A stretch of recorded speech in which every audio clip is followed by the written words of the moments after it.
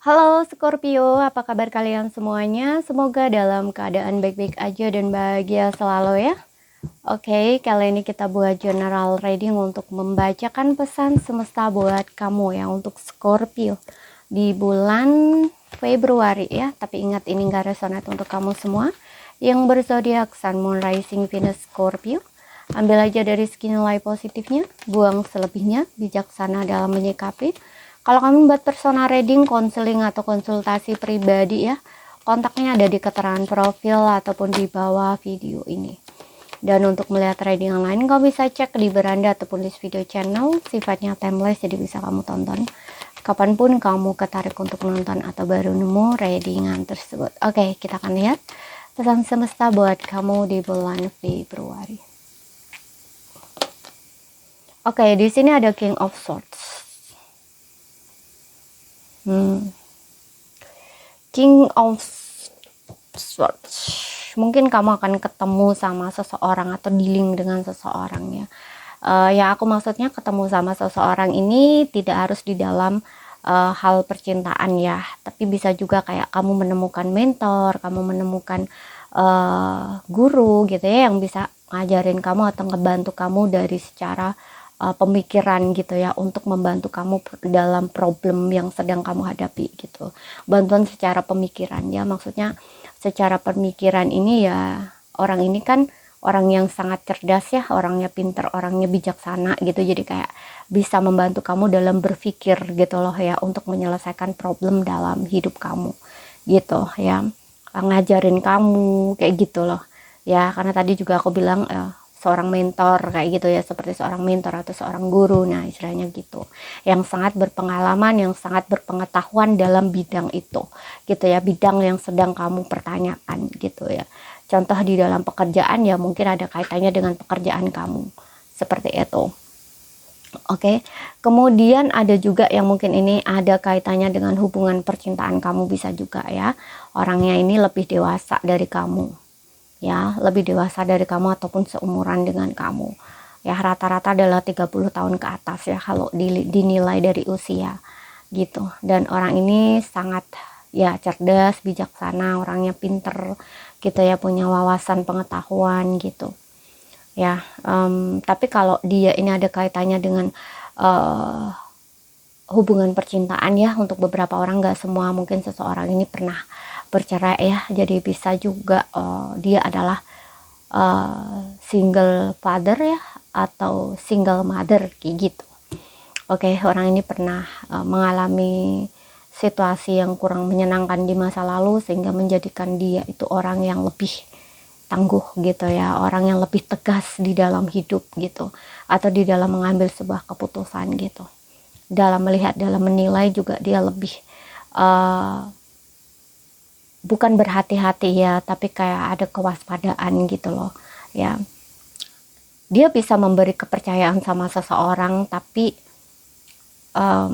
dia tahu batasan gitu loh, setakat mana dia bisa memberi kepercayaan pada seseorang, ataupun dia akan melihat orang ini bisa dipercaya apa enggak gitu. Kalau nggak bisa dipercaya ya dia tidak akan mempercayai gitu. Jadi kayak lebih selektif gitu loh dalam melihat, menilai, memilih seseorang untuk bisa ada di dalam hidupnya dia dan tidak. Nah istilahnya tuh gitu ya. Orang ini sangat tegas juga ya orangnya, agak sedikit kaku ya kalau dia perempuan, karena di sini ada dominan yang maskulin energi gitu, jadi kayak strong gitu ya.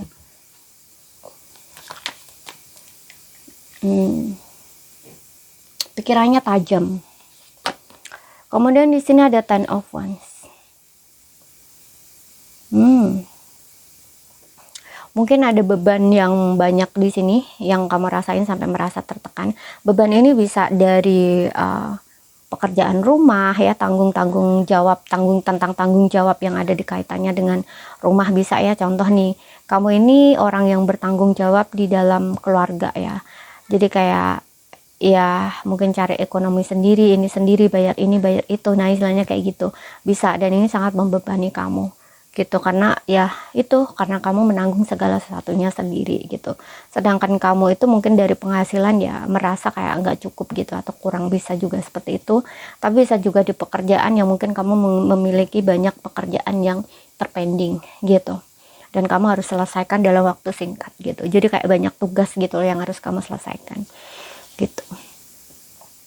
Ini bikin kamu tertekan atau terbebani gitu. Bisa karena ini sikap kamu sendiri ya yang suka menunda-nunda sesuatu gitu, tapi bisa juga memang ini ada tugas yang memang harus kamu selesaikan itu banyak gitu ya.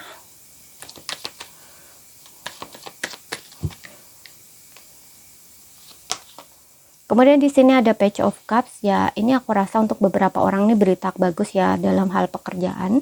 Mungkin kamu akan dapat tawaran pekerjaan baru, ada seseorang yang nawarin kamu pekerjaan atau lamaran pekerjaan kamu diterima. Nah, istilahnya kayak gitu.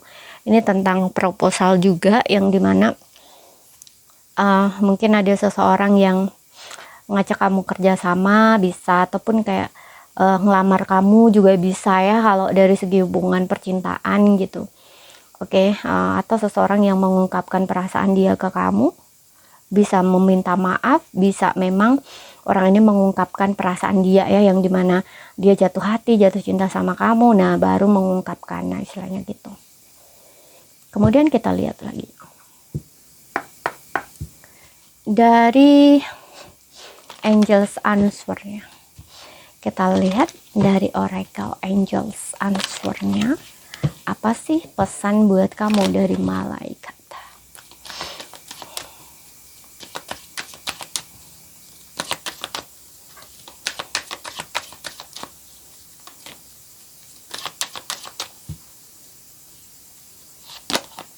Trust. Trust ini tentang kepercayaannya. Saat ini yang kamu butuhkan adalah iman, kepercayaan atau keyakinan ya. Jadi untuk situasi-situasi yang kurang baik di dalam kehidupan kamu harus punya iman ya, bahwa segala sesuatunya itu bisa berubah kapanpun, atau sesuatu yang kamu harapkan itu bisa datang ya dengan adanya keajaiban Tuhan ya. Kan di sini ada tentang iman ya, kayak mengimani gitu loh apa yang sudah kamu doakan, apa yang kamu harapkan kayak gitu ya. Dan juga ini tentang membangun rasa percaya diri di dalam diri kamu juga. Mungkin kamu punya trust issue, punya rasa tidak percaya diri, tidak yakin gitu ya tentang atau dengan diri kamu sendiri ya, seperti itu. Jadi kamu harus membangun rasa percaya diri kamu terhadap diri kamu sendiri. Kamu harus lebih independen ya. Independen ini dalam artian yaitu membangun rasa percaya diri, benar-benar percaya diri, merdeka ya, merdeka dari hal-hal yang bikin kamu tuh down, hal-hal yang bikin kamu pesimis, hal-hal yang bikin kamu tidak percaya diri gitu loh ya, seperti itu. Kemudian kita lihat dari asmaranya kamu.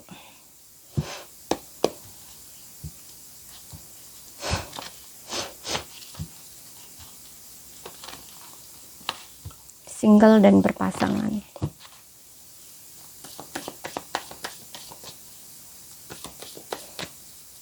Percaya ya bahwa semua akan baik-baik aja gitu. Percaya, yakin bahwa akan indah pada waktunya. Oke, single dan berpasangan di sini. Oke, di sini ada it is safe for you to love, aman bagimu untuk mencintai.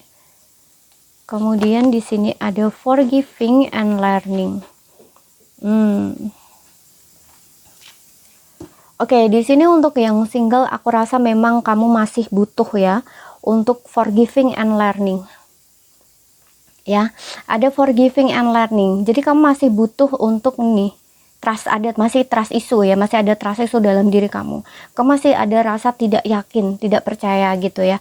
Karena gini, kadang-kadang ya di dalam sebuah kehidupan ya yang kita alami ya, untuk beberapa orang mungkin belum mengalami, tapi untuk beberapa orang mungkin sudah mengalami, yang dimana rasa-rasanya itu hancur gitu ya, hidup itu hancur, hati itu hancur. Nah, disitulah rasa kepercayaan itu hilang, bahkan harapan pun udah kayak lelah gitu loh, udah nggak bisa berharap lagi. Bukan nggak bisa berharap ya, bisa memanjatkan doa atau harap-harapan gitu, tapi udah kayak trustnya itu sudah hilang gitu, kayak udah nggak yakin lagi gitu loh ya, bahkan tidak berani lagi untuk berharap ya, tidak bisa lagi untuk percaya, tidak bisa lagi untuk meyakini. Nah, istilahnya tuh gitu, karena ada sesuatu di masa lalu itu yang sangat menyakitkan, yang benar-benar menjatuhkan dia, menghancurkan dia gitu loh ya. Dan itu butuh proses untuk bisa membangun dirinya lagi yang sudah hancur, atau hati yang sudah hancur.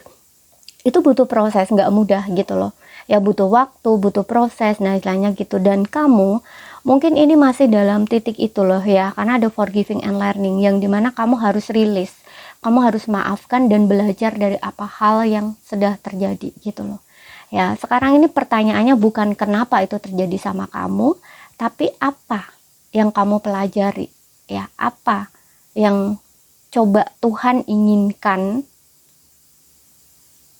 pada diri kamu, atau semesta inginkan ya dari kamu melalui proses itu ya. Apa sih pelajarannya, kayak gitu loh ya.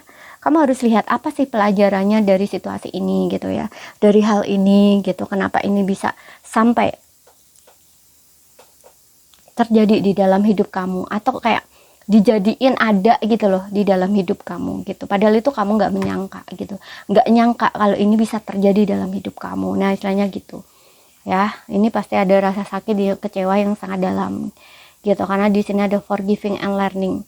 Di sini juga ada it is safe for you to love, open your heart, dimana kamu itu kayak sulit untuk membuka hati lagi, sulit untuk percaya lagi gitu, hanya karena hal tersebut gitu ya.